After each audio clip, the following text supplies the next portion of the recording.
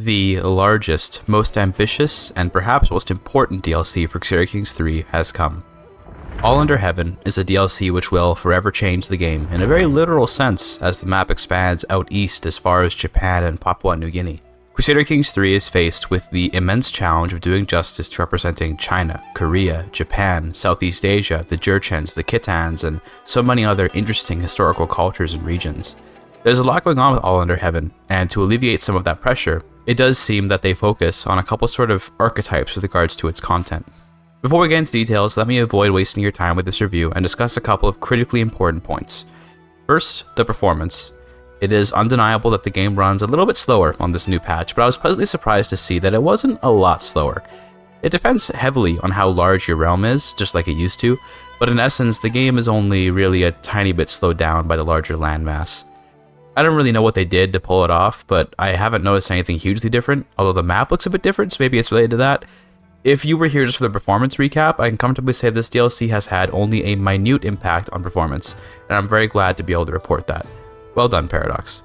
The second thing is that I should let you know that I did take money from Paradox to do a sponsored video for this DLC.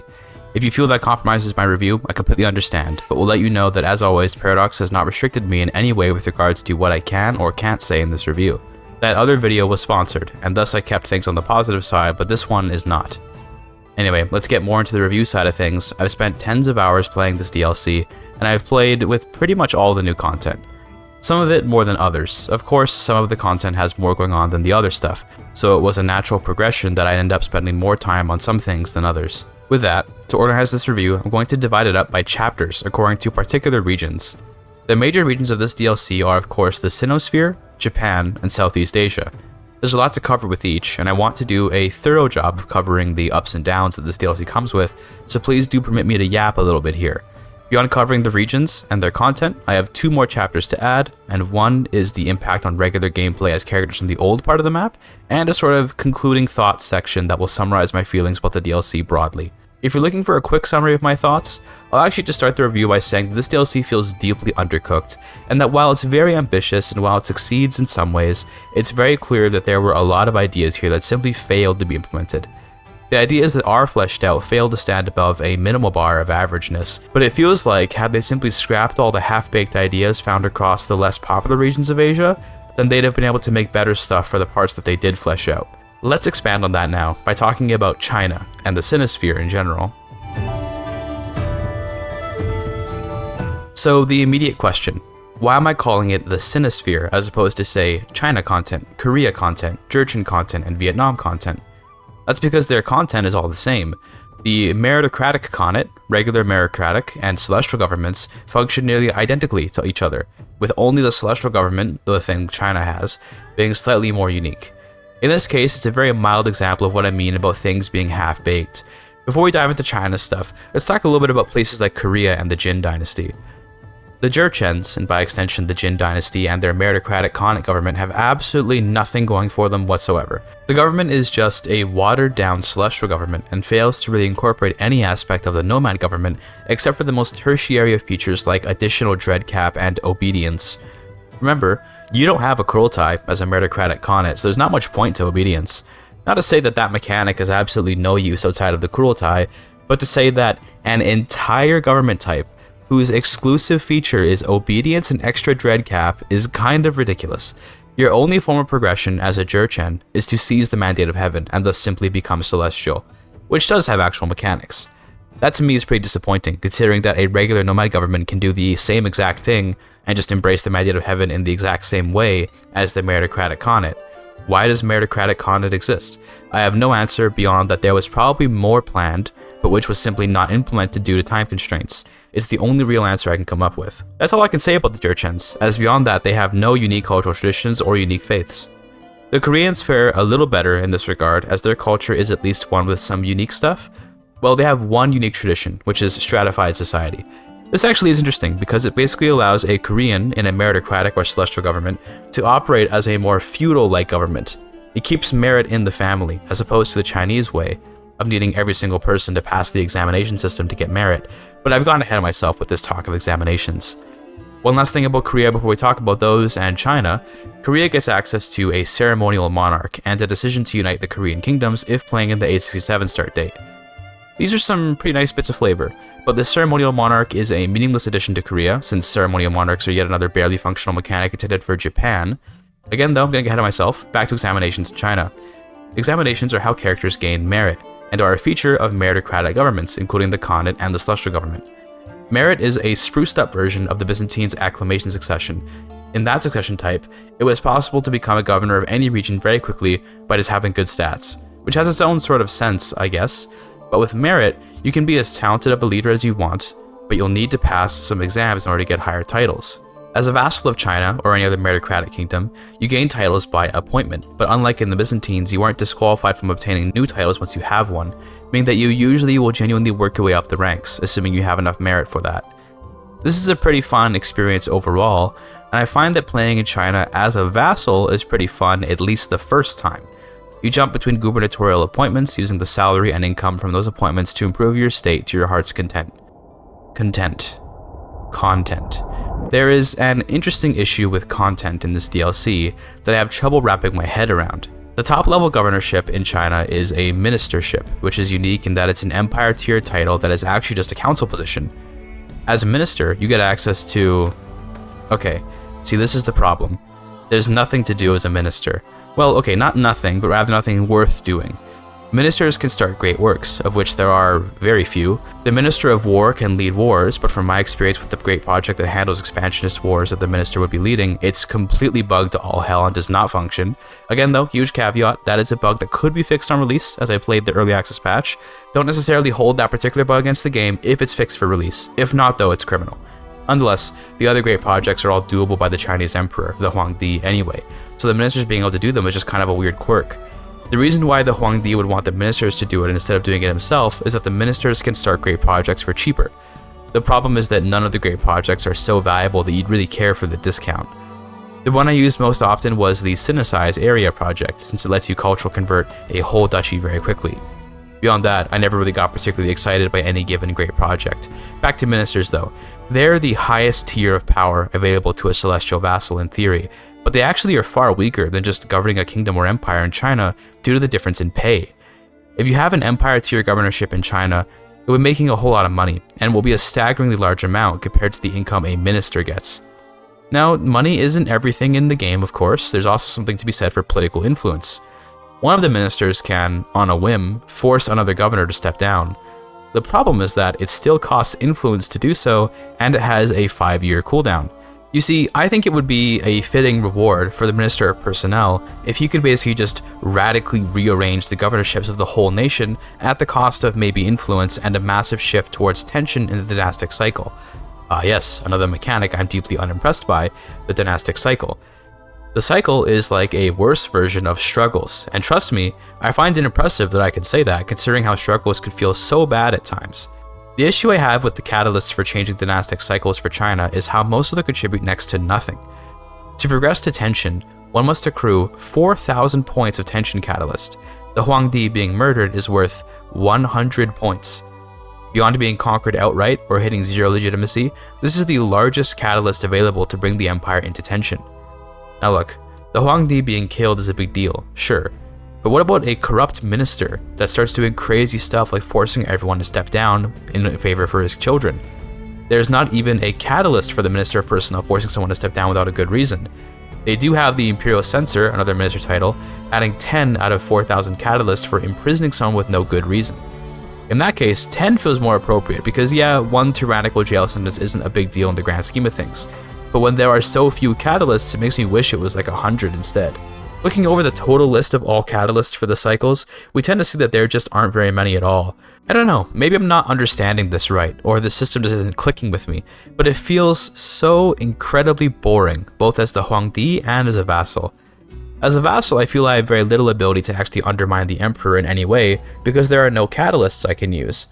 I guess I could slander a governor for 5 catalyst points, or embezzle money from the empire for 15 points. It takes decades to change the phase, and maybe that's intentional, since these dynastic phases are meant to take a long time. They're long-term things, and I get that, but it feels like I have very little agency to change anything here, long-term or short-term. Anyway, I'm being very negative here, but I want to mention that playing as a Chinese vassal is actually kind of fun if you focus on building up your family and your characters. The opportunities you have to gain stats and traits and power in the Chinese hegemony without needing to actually do anything beyond succeed in examinations is kind of crazy. It feels fun to build up your character's merit and gain titles, but it's one of those journeys whose destination kind of sucks. Let's say you reach the peak of the mountain that is the celestial government. Great, now you're a minister with like one cool thing to do and no other meaningful influence in the realm. Awesome. If you're the kind of person who enjoys just having a lot of power, then being the Huangdi will definitely be your thing. The Huangdi is unfathomably rich and powerful in all under heaven, and rightfully so, I'd add, given how powerful the Chinese Empire as an institution is. The problem is what to do with that power. You can build up your estate, build up the domain, do some great projects here and there, and then, well, I guess that's about it. I often found myself trying to tank my legitimacy so I could get to the division phase and actually have some content in China, or using the Mandate of Heaven as a sort of end goal for a campaign. A lot of times I'd play outside China and achieve some kind of great thing like a max level devotion mandala ruler, and then I'd seize the Mandate of Heaven and call it a day after maybe 20 years of rule. The best word I can really use here is undercooked. There's just nothing to do in China, which is insane to say because it looks like there's so much to do, but it's a facade. You gain power but can't use it for anything. I will reiterate again, though, that the actual act of watching your ruler gain stats and power is somewhat enjoyable. You know what it's kind of like? Have you ever played a game that had a really engaging story but then fumbles the ending, and that fumbled ending makes the engaging story feel like it wasn't really worth it? Maybe like Mass Effect 3 or something as an example, or Vampire the Masquerade Bloodlines 2, which I recently reviewed. That is exactly what it feels like playing in China as a vassal. Now, playing as the Huangdi is like playing Cookie Clicker. It's pretty mindless, and you kind of just watch your numbers pile up. The only way to shake things up is to intentionally throw the game away by doing things that make you lose the Mandate of Heaven. To be clear, it's not an issue of me just being way too good at the game or something. You know how as the Byzantine Emperor, there will be factions trying to take you down constantly, and Muslims on your borders looking to snipe a duchy or two. There's just nothing like that bearing down on China, except of course the Mongols. Yes, like with any nation in this game, when the Mongols spawn, you do have a big boss to challenge you. That's not unique to China, in that every nation in the game that is tangentially in the way of the Mongols will have to contend with their immense power. My essential critique for China is that there needs to be about 4 times as many catalysts for the tension and division phases, which would encourage the Huangdi to need to think about its decisions. The most common push and pull currently for the Huangdi is how much favoritism you show towards loyal governors or high merit governors, in the sense that, as Huangdi, you can always use influence to revoke a governorship and give it to someone else. I would do this to give my kids a little boost pretty often, and every time you appoint a governor whose merit is too low for the title, you gain a little bit of progress towards tension. Now that could be an interesting system, if only the possibility of an ambitious governor had any consequences. The Chinese governors, even ambitious, just have neither the means nor the will to do anything against you. Factions do not form, even as a conquest dynasty of an entirely foreign culture and faith. I would at least expect that foreign conquerors would have some friction, but no, they don't at all. Truly are the Han governors followers of the Confucian way of loyal governance. I was recently watching Marco Polo, that old show with Benedict Wong as Kublai Khan, and much of that show's plot centers around the conflict between the Chinese and Mongol administrations. In the world of CK3, the Song governors would have been completely loyal to Kublai because, well, he took on the Mandate of Heaven. There's also the character of Ahmed, an ambitious, treasonous son of the Khan looking to gain power for himself. He influences various power holders in the show to betray Kublai at various points. But in CK3, Ahmed wouldn't have any buttons to click that would let him betray the Khan, aside from embezzlement and murder, which are underwhelming and not exclusive to China respectively. Look, even in the game, there's already the ability to, as a Byzantine governor, subsume governors to become more powerful, and the ability to form factions with other vassals who want similar things to what you want. Those factions do exist in China, but the AI will never join them. You'll have to solo the Huangdi if you want to do anything, and good luck with that is all I'll say. To step back a bit and calm down for a moment, I should mention that, historically speaking, China is a much more stable place than, say, the Byzantine Empire, in that court intrigue absolutely happened, but you didn't see large-scale civil wars happening as often, except during the collapse of a dynasty, represented by the division cycle. I'm willing to accept that maybe China shouldn't fall into civil war very often, but it should absolutely suffer from the consequences of ambitious and conniving governors being greedy. Instead, everyone is just very well behaved in China. It makes it not very fun to play, in my opinion. With that, I'll conclude my rantings about China. It's fun to play a few times as a vassal and enjoy the process of rising through the ranks, and maybe eventually getting to become emperor if you're patient enough to wait for a division cycle. Then you might enjoy ruling as emperor for a generation or two, doing some great projects, but the malaise quickly sets in, and you look for things to do, and find nothing. I'm mostly willing to accept that becoming the Huangdi is a sort of this is the end of the line type of thing, in that maybe there really is nothing more to do once you've become the great emperor. But you know how once you form Rome, you still have the goal of reconquering the Roman borders? China really needs something like that. Something that could give them more to do than just develop. The great campaigns that your Minister of War starts are really dissatisfying, which to be fair, could be because they're bugged to all hell in this experience that I had. But even if they weren't, they're just conquest CBs that you don't get to actually fight. The Marshal fights it. Is that meant to be an improvement? I'd rather fight the war, actually. I think I'd have a little more fun if I were the one fighting, maybe. It would be nice if the Chinese Empire could have Sinosphere mechanics, like being able to influence its tributaries a bit. For now, all you can do is ask them to convert to your faith, which is a standard feature of any tributary having Rome. I'd like it if I could do something crazy like add a cultural tradition of my choice to their culture, or steal a cultural tradition from them for my culture. I'd like to use my princesses, who would be valuable symbols of legitimacy in the world, to extract further tribute from people. I'd like to declare wars to depose rulers of tributary realms I don't like, in return for renown or something maybe. I could go on, but what I ultimately mean is that I want things that would feel unique to China. That would be nice. I know the great projects are unique to China, but there are so few of them, and they're so boring that I don't care for them. They are quite literally checkboxes that you fill in return for meager rewards that you don't need. Like, wow, I can develop communities and add half a point of development to every county in a whole duchy. Amazing, so cool. No, that's meaningless, I don't care. I super don't care. Again, only the Sinicize one is kind of fun because it lets you spread your culture very quickly. This is especially useful for conquest dynasties since it means you can insert your culture into China quickly, and that's at least something which only the Huangdi can do. That is actually unique China content, which only China can do. I think I said earlier I'd stop ranting. Sorry, I can't help it. Let me just summarize by saying that I really don't like how China plays with All Under Heaven and found it deeply boring and uninteresting, except for a novelty playthrough once or twice. I believe it's boring because every aspect of playing in China lacks agency, with the explicit exception of climbing the ranks as a vassal, but that too is spoiled by the fact that the ladder goes nowhere. The peripheral kingdoms of the Sinosphere are half-baked at best, like Korea and Vietnam, and entirely devoid of content at worst, like the Jurchens. With that, let's move on to Japan, which is probably one of the places people have some pretty high expectations for. Japan is, in my opinion, significantly better than China in terms of having stuff to do and having an enjoyable experience. There are two paths to power in Japan. You either use the Ritsuryo system to influence your way to the role of Kanpaku, which is the holder of the Empire of Japan, or you use the Soryo system to more or less conquer your way to the top of Japan and become a shogun, the term you're likely more familiar with. Kanpakus are elected, similarly to how the Byzantine Emperor is, with influence used to add succession score to the character of your choice. Shoguns either seize the empire from the Kanpaku, or are elected Kanpaku legitimately and then seize power as a Soryo would do.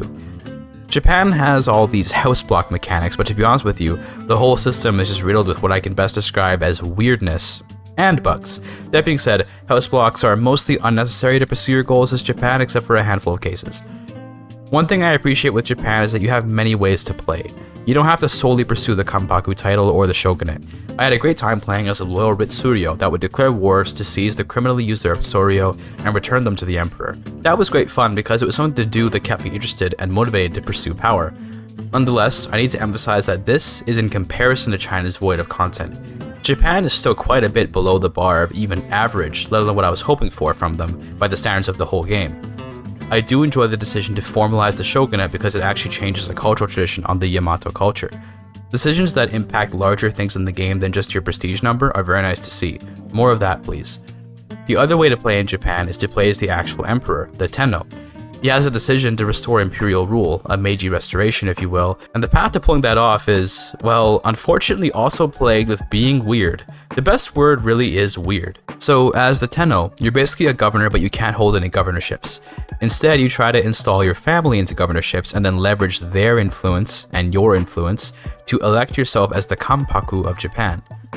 Usually, if the Tenno becomes Kanpaku, he's expected to abdicate the Chrysanthemum throne to his son, but you can take a prestige hit to keep both titles, and then, after completing some requirements, you can establish imperial rule again, doing a restoration quite a bit early compared to reality. When I say it's weird, I mean that it's hard to understand your path to victory, and it feels like it's complicated, but in reality it's very straightforward.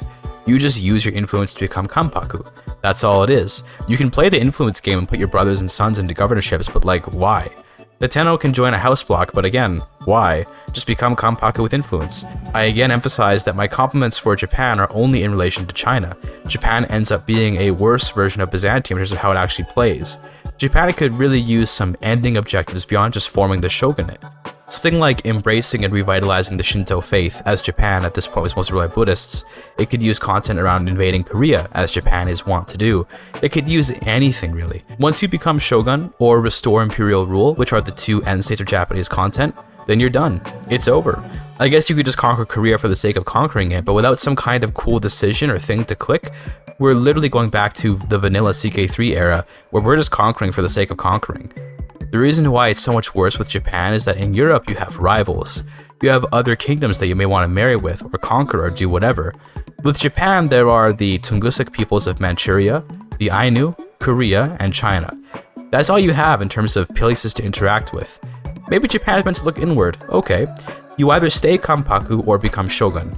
As shogun, you are more or less a feudal ruler. You do not need to care about your vassals because they have very little agency against you. As a Kanpaku, you're now playing Byzantium, but without any of the traditional goals or threats that Byzantium has to deal with, which gives them purpose. What's the point of that? Once you're Kanpaku, ensuring that your heir always inherits the empire is very simple, or you can just reform into a shogunate if you can't be asked to manage influence. In essence, Japan is a slightly modified but overall worse version of the Byzantine Empire, if you ask me. You might be wondering, why isn't he talking about Shinto? Why isn't he talking about Ryukyu? Why isn't he talking about Yamato culture? That's because there's nothing going on with any of those. Shinto has basic unflavored tenets, making it super boring, like most of the faiths in this DLC. Ryukyu is tribal, and does have a unique faith, which like Shinto, has only basic tenets, but again, there are no actual decisions or actions or anything going on. In the early access patch, Japan is also so marred with bugs that all these paths I'm talking about, yeah, most of them just don't work. I've yet to ever be able to become shogun or restore direct imperial rule because of things like your house block, whatever that means. Now, when it comes to judging a DLC for bugs, they of course do matter, but naturally we can expect within a week or two, maybe even a day or two, that these bugs will be ironed out by Paradox. So, if you're okay with waiting a bit, I'm sure Japan will function okay-ish. It's still subpar. It's still super boring. It's just a bit less boring than China. Beyond that, the last thing to discuss, I suppose, are the Ainu, who do at least have one unique religious tenet. The bear sacrifice lets you use a bear that you've captured via a hunt to gain a temporary bonus to war, or economy. I mean, I'm memeing with my lack of enthusiasm, but yeah, this is something. This is cool and a welcome addition. It's just horrifically lackluster, considering that's all the Ainu get. No reclaim Japan decision or anything like that. Remember playing a Celt in Britain? You can become known as Pendragon and reclaim Britannia? That was sick. There's nothing here like that for the Ainu. Again, so much missed opportunity, nothing to do, lameness in general, just blech is the best word I can use for it. With that, we've covered Japan's content. That's it, yeah, you can, once the bug fixes come out, become shogun and then vibe for a couple centuries and do nothing. Or you can, once the bug fixes come out again, restore the emperor to imperial rule and then vibe and do nothing for a few centuries. With that, we shall move on to the last geographical region with some content in Asia, Southeast Asia. Southeast Asia can be split into mandala regions and Wanua regions. We'll start with mandalas. The mandala system is at least kind of interesting. I'd say it blows Japan and China out of the water entirely, and in terms of comparison to other game content, it sits right in the average section. Not bad, but not particularly good. So, as a mandala, your goal is to obtain piety and fulfill the requirements to progress your aspect. There's an aspect for every stat except for learning, which is useful for all the aspects. As you increase your aspect, you can upgrade your temple complex using a great work, and the temple complex functions a lot like a dominance for nomads. You get more max domain, you get more max vassals, and basically each temple complex level is a massive step up in your strength. As you gain devotion levels, you cap out at level 5 like usual, but once you die, assuming it was a worthy death for your aspect, which I should add natural causes is worthy for all of them, and that's 90% of people die in this game, then your heir can reach level 6. This continues until you reach level 8, at which point if you've maxed out your aspect, maxed out your temple complex, and achieved level 8 devotion, you're now peak mandala. You've done it. That takes many generations to do, a minimum of 3, thanks to the requirement to die for the higher devotion levels. The aspect upgrade requirements are hit or miss. For the war one, you need to win battles and wars, and it works pretty nicely to get you to go out and do stuff. For the Serenity one, you need to host feasts and make friends. Boring. Then again, Serenity is boring by nature, so it checks out, I guess. The Creator one is fun. You're supposed to make buildings, but also make kids, which is a funny way to interpret Creator. You might call me a pro-creator, guys. Mandala suffers from the same issues as the other governments, in that you have no real end goals except it at least gives you a more complex path towards a meaningless end.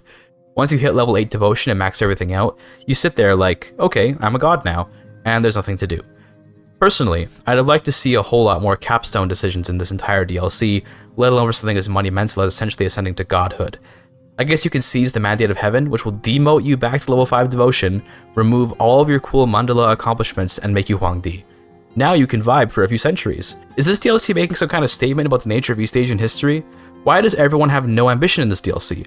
There's nothing to do once you reach the end, and again, if you want comparisons, see the Roman Empire formation, see the struggle endings for both struggles in the game, see Reclaiming Britannia, or that decision for the H3 that lets you dismantle Byzantium. This DLC is like if in Cons of the Steppe, you ran out of content when you hit max dominance. 30k herd is the end of the road, chump, now just sit and vibe for a few centuries. Cons of the Steppe gave you the War of Defiance at 75k herd to become Genghis Khan, and once you were Genghis, you could reform the Great Khaganate at the end, and then, at that point, you were kind of out of content. But I mean, the impact on the world that you have by doing those things is huge. Not to mention that once you have these successions and the empire collapsed into its constituent hordes, you could always shift to the local culture and then engage in whatever content that culture has while maintaining your Mongol roots via your dynasty legacies. Dude, I won't lie. All Under Heaven makes every other CK3 DLC look amazing by comparison, except for Coronations. That one stays in the gutter. The other aspect of Southeast Asia content is the Wonua government, which I found all the content for in 15 minutes. Wonua is to Mandala what Tribal is to Feudal, in the sense that you are intended to eventually go from Wonua to Mandala. Wonua produces a new resource called barter goods, and you can use those for your army to barter in different countries which will trade your barter goods for gold. Here's the problem. There's no other use for barter goods except for hosting feasts. So when I trade my barter goods to China and get loot in my army that I can take home, it's not like I made a decision. It's just busy work. You're supposed to be trading, so go trade. You do that, and now you have gold. You use the gold to make men-at-arms and buildings in your holdings. Once you get enough legitimacy, you can become a Mandala and go through that content instead. That's it. That's all it is. The Wonua cultures, like the Tagalog, don't have any decisions. No decision to unite the Philippines, no decision to unite Borneo, or to do anything at all. Now, to be honest with you, I was expecting most of these Wonua nations to indeed be bereft of content, because let's be honest here, these are the outskirts of the world when compared to China and Japan. No one was expecting a Filipino flavor pack, but when we see the distinct lack of flavor for literally everything in the DLC, it really makes that lack of content feel very present. And that's all I have to say about Wonua. That's literally all they have going on. They're just the Mandala waiting room for people that want to play cultures that Paradox didn't bother to give anything interesting to. This is what I mean about how it feels like there was effort put into giving this minimal level of content to a wide area, instead of letting particular regions have interesting gameplay. I'm gonna say it, if they had let all of Southeast Asia just be feudal or tribal, like India, but made China and Japan actually have content, I'd have been happier. I would have definitely pointed out my disappointment at how simple Southeast Asia was, but I could then point to China and Japan and say, but look, we all know where everyone's going to play. Instead, by attempting to give everyone at least a crumb of content, most places have no content, and the content they do have is boring, it doesn't do anything. Alright, well, it's not looking good for this DLC, but I guess it's time to talk about how the addition of Asia affects the rest of the world. The big thing that those west of Tibet can now do is visit the Silk Road trading posts. When you visit the Silk Road, you have to pass a learning check to add whatever innovation is being discussed at that location to your culture, and once you do, you can start researching it. I mean, this is a pretty cool mechanic for sure, but where it gets weird is how easy and how cheap it is. My Barcelonian Duke here is going to spend a couple hundred gold to make an odyssey to Chang'an. With All Under Heaven, everyone can be Marco Polo, guys. Look, CK3 is a game which often plays fast and loose with history. It's true, and I'm not saying this is horrible or anything, it's not terrible. It just feels like going to the Silk Road should be either entirely limited based on how far away you are from it, or should have its costs massively increased based on distance. For the Abbasid Caliph in Baghdad to go to Chang'an, a hefty sum, but certainly doable. For Alfred of Wessex, brother, that's like a 10-year trip. That better be costly. Nah, it's like 200 gold. Nonetheless, I am glad this mechanic is in the game because it is kind of interesting. Being able to get access to cool new innovations is fun and a good idea, it just needs to be balanced. Anyway, beyond that, China has no impact on the world. If you directly border them, you might be asked to become a tributary, so there's that. Anywhere further than that, like say in India, and China has absolutely no influence whatsoever on the game. Like, yes, the dynastic cycle affects the Silk Road in some way, but that will only marginally affect a handful of realms that sit directly on the Silk Road. I wasn't expecting that China would have any influence on realms any further west than, like, at most Mesopotamia, but I was hoping for a little something for maybe India or Central Asia at least. Just disappointing all around, if you ask me. And I'd love to keep talking about this so I could pad the runtime of this review, but I mean, that's it. That's the end of China's impact on the world now that they've been added to the game. I guess there are points of interest over there, and of course any character from anywhere can take a university visit to China and use detours to grab all the points of interest, but come on man, everyone is Marco Polo now, and it only costs you a couple hundred gold. Amazing. So, with many Secret 3 DLCs, I often suggest that things are a bit broken or lacking in quality, but with some tweaking they could be fixed. With All Under Heaven, I think the bones in this DLC are no good. The rot has festered, and this DLC can only really be saved by being entirely redone and overhauled, which it won't, of course. The copium that I huff with regards to this DLC is that there may be more DLCs later on that expand on the parts of Asia that are lacking content, but then again, I don't really see that happening because Paradox has been avoiding making DLCs that are dependent on other DLCs as part of CK3's development. The other copium is that they do deserve praise for having not ruined the game's performance of this DLC. There was fear that All Under Heaven could be like Coronations in that it actively drags the game down, but no, this DLC simply fails to be interesting and leaves the rest of the game blissfully untouched. Anyway, let's conclude this disappointing review with some closing thoughts and a score. All Under Heaven had a lot riding on it with regards to people's expectations and hype. It has missed the mark entirely, failing to make a compelling experience for anything more than just one playthrough, maybe two in each respective region of content. The DLC did deliver on its promise of not ruining the game's performance, and for that I am grateful, given how much of a disaster it otherwise could have been if it did. The main flaw of the DLC is a lack of goals to pursue and a lack of decisions to give each region personality. Essentially, this DLC focused more on creating systems like the merit mechanic and the house blocks in Japan, but then failed to have those mechanics cause any effect on the world. The biggest example is the Ministers of China, who are meant to be the very top of the pyramid in that country, but who in reality have next to zero influence over the realm. Another example is the lack of things to do as Japan wants to become shogun, restore imperial rule, or become kanpaku. You just sort of sit around and wait. Beyond mechanics, they also failed to give any flavor to the cultures and faiths of Asia. Most of the new Buddhisms in the game are pointless, with the explicit exception of Maitreya Buddhism, which does come with a pretty cool decision. That's it though. Shinto gets nothing. The various native faiths of Korea, Manchuria, and Southeast Asia get nothing. Taoism and Confucianism get nothing, barring a handful of tenets that do very little. When I say nothing, it's important to note that I mean nothing of note. Like sure, Confucians get that filial piety tenet, which gives them a perpetual hook on all their children. Yeah, okay, that's something I guess, but hooks don't really have a ton of use on your own children who are already loyal to you and who lack power in most cases unless you give it to them yourself. You know, this issue reminds me of EU4's mission tree fiasco. Mission trees are sometimes cursed as the death of actual mechanical depth in EU4 because now all you do is click missions. Well, the reason why EU4 can get away with that is because it has lots of deep mechanics already, many of which are fleshed out and working properly, and only some of which are kind of broken or weird or useless. Well, it feels like CK3 has usually leaned on that more mission tree style of development. Cool rewards, interesting buttons, shiny stuff, but little mechanical change. A drop here or there, you know what I mean? With All Under Heaven, they went for something very mechanically driven it seems, but made extremely shallow mechanics that are mostly just cannibalizations of existing stuff already. I realized after playing Japan that, yeah, China and Japan and Korea and Vietnam and the Jurchens, and I could go on, are just Byzantium's mechanics without any of the shiny buttons and mission tree-like mechanics. You're being sold recycled mechanics with not a fresh coat of paint, but some rust on it that makes it look reddish. I don't know, I could rant forever about this, but I'm very disappointed in this DLC. In terms of score, it does earn some points because I did enjoy the mandala system a bit, and I did enjoy one or two playthroughs experiencing the merit system and the Japanese house blocks. I'm going to do one nice thing and discount a lot of the bugginess by saying that yeah, within a week or two, I'm sure Japan's government will stop being so buggy.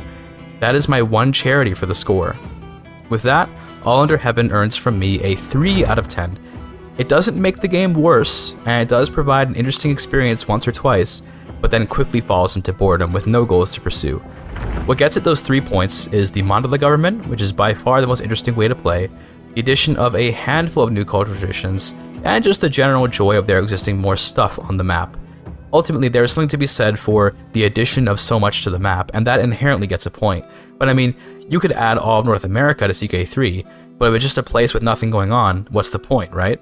All Under Heaven feels like playing a totemist North American in EU4. There's a couple little cool things, but the novelty wears off within one playthrough. In CK3, it wears off within one character's lifetime, in all honesty. Anyway, I hope you enjoyed the review, and I hope it helped you decide on whether you'll buy the DLC or not. Thank you for your time.